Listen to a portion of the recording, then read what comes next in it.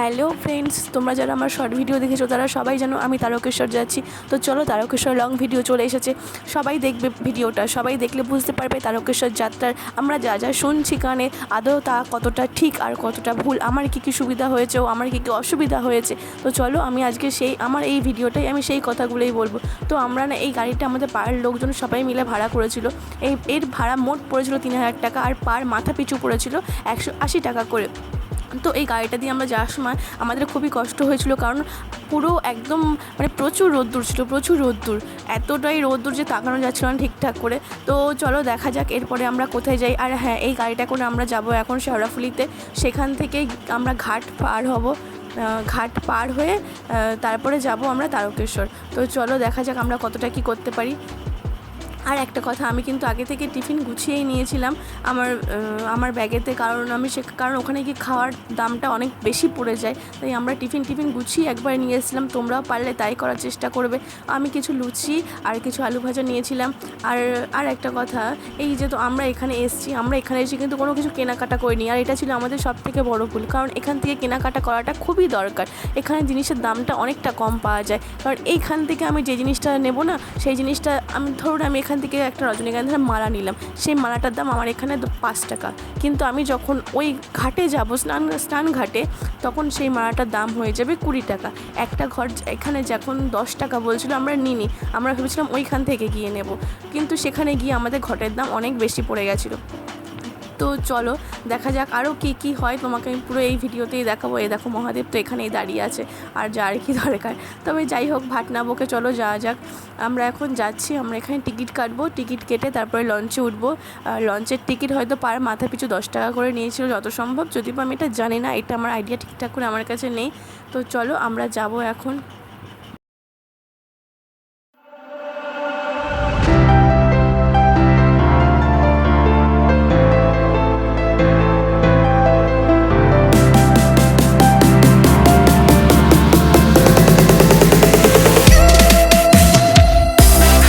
আমরা এখন ঘাট পার হয়ে গেছি, চলে এসেছি। আমরা এখান থেকে যাব নিমাই তীর্থ ঘাটে, কারণ নিমাই তীর্থ ঘাটে কোনো টাকা পয়সা লাগে না, তো সেখানে স্নান করতে গেলে পুরো ফ্রি।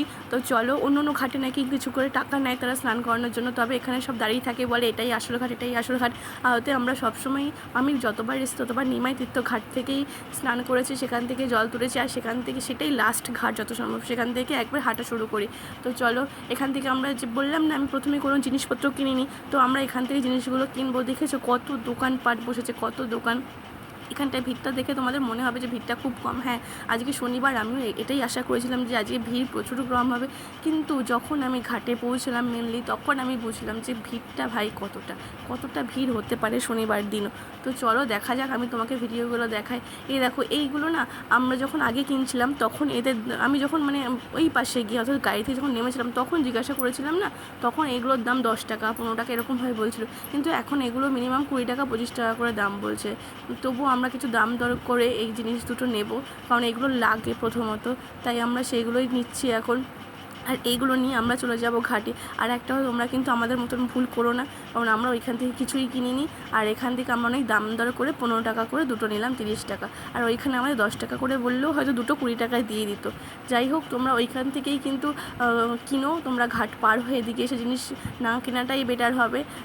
চলো, চলে এসেছি নিমাই তীর্থ ঘাটে। তবে নিমাই তীর্থ ঘাট দেখে তোমরা বুঝতেই পারবে যে এখানে যে কতটা মানুষজন হতে পারে। আমি এটা আশা করিনি যে এত মানুষ আজকে শনিবারে হবে।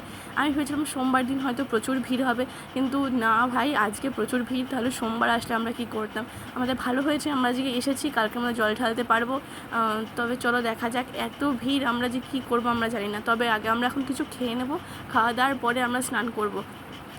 তো চলো, তোমরা সেটা দেখতেই পারবে। হ্যাঁ, খাওয়া দাওয়ার ভিডিওটা দেখায়নি, কারণ এত ভিড় তো, আর মানে নিজেদেরও একটা কেমন লাগে অন্য কোথাও বসে খাওয়া দাওয়া করতে, তার জন্যই আর ভিডিও ওগুলো করা হয়নি। তো চলো, আমরা যাব স্নান করতে এখন। স্নান ধান করে তারপরে একবারে জল নিয়ে আমরা বেরিয়ে পড়বো। আর ওইখানে এই জায়গাটায় কিছু অনেক আছে যারা এই যে ঘটে মাটি লাগিয়ে দেয়, ঘটে একটু ধুনো দেয়, একটা ফুল লাগিয়ে দেয়, এর দরুনও তারা 20-25 টাকা করে যত সম্ভব দাম নেয়, যেটা আমাদের কাছ থেকেও নিয়েছিল। তো চলো দেখা যাক এরপরে কী কী আর হতে চলেছে। হ্যাঁ, তোমাদের এখানে কিছু সুবিধার কথা আমি বলে দিই। সুবিধাগুলো হলো যে এই গঙ্গা যেখানে আমরা স্নান করতাম, সেটা আগে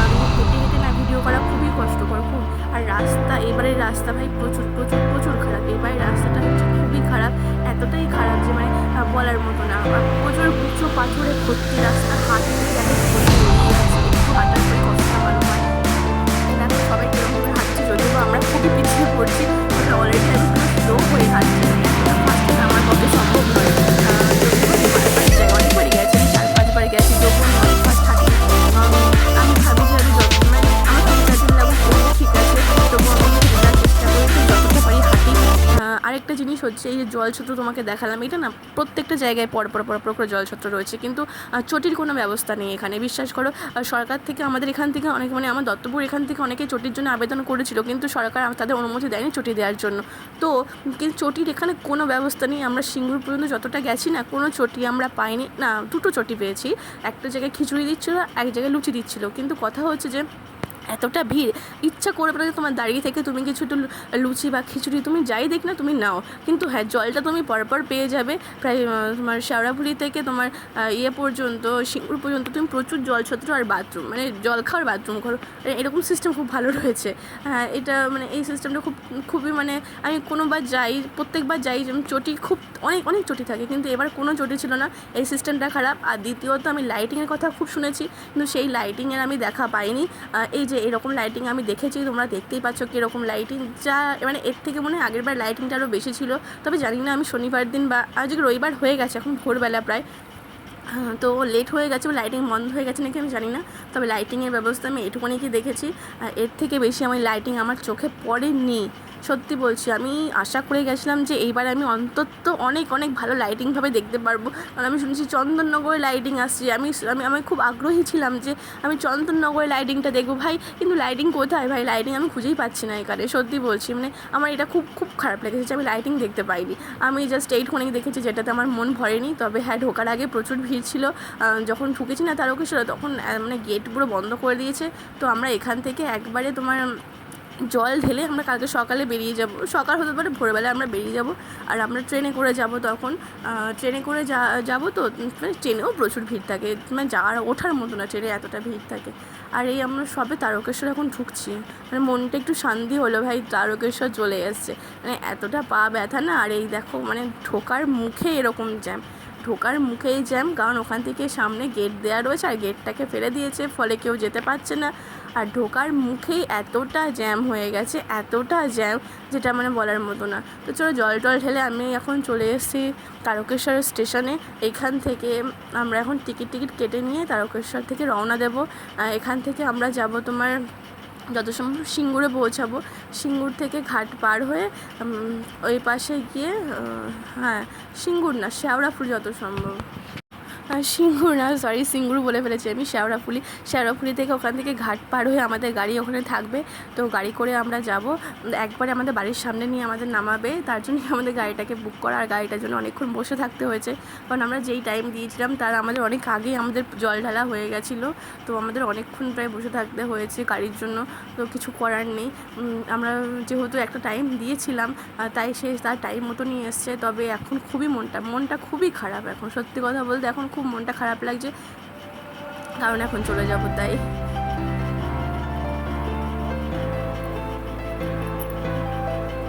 চলো বাড়ি চলে এসেছি, আগে একটু চা খেয়ে নেবো, কারণ চা না খেলে না শরীরটা ঠিক মানে ভালো লাগবে কিন্তু আনছান লাগবে। এমনিতেই মনটা খারাপ, এক রাতের জন্য গেছি, মনে হচ্ছে যেন অনেকদিন আমি ওখানে কাটিয়ে এসেছি। তো চলো টাটা, বাই বাই।